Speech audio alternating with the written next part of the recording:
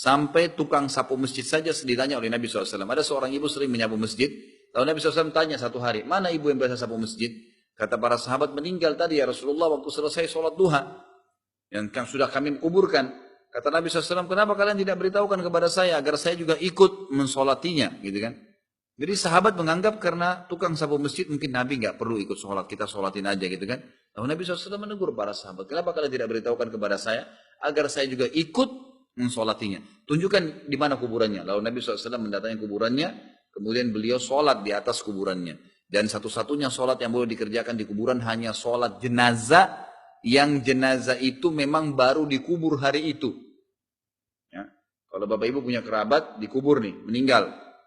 Kita belum sempat sholat di hari itu ya, maka boleh dikuburkan, boleh didatangi kuburnya dan sholat di atas sesuai dengan hadis yang tadi sudah saya sebutkan. Nabi SAW mensolati seorang wanita penyapu masjid di atas kuburannya. Gitu kan? Kalau dikubur hari itu ya, nggak boleh kalau sudah kemarin, besok, 1 tahun, udah nggak boleh. Juga perlu saya garis bawahi bapak ibu sekalian, ini banyak sering terjadi di Indonesia. Sering kali kita kerjakan sholat gaib. Ya, gitu. Ada yang meninggal sana sholat gaib di sini. Gitu.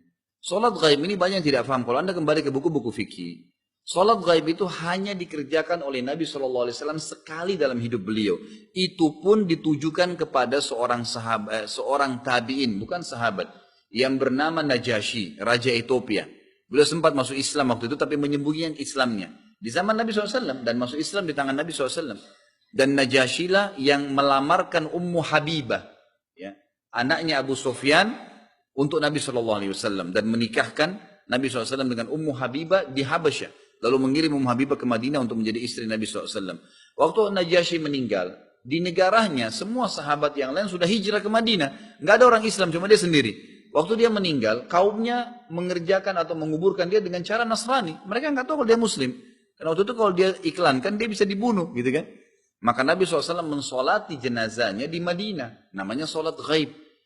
Maksudnya apa? Kalau jenazah itu nggak ada yang sholatin, baru boleh sholat ghaib. Kalau sudah ada yang sholatin, nggak boleh lagi, gitu kan? Sebab sudah itu sholat jenazah hukumnya fardu kifayah. Fardu kifayah.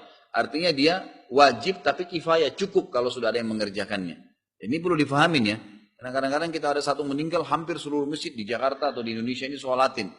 Nah, ini termasuk ya tidak sesuai dengan sunnah Nabi SAW. Allahu a'lam.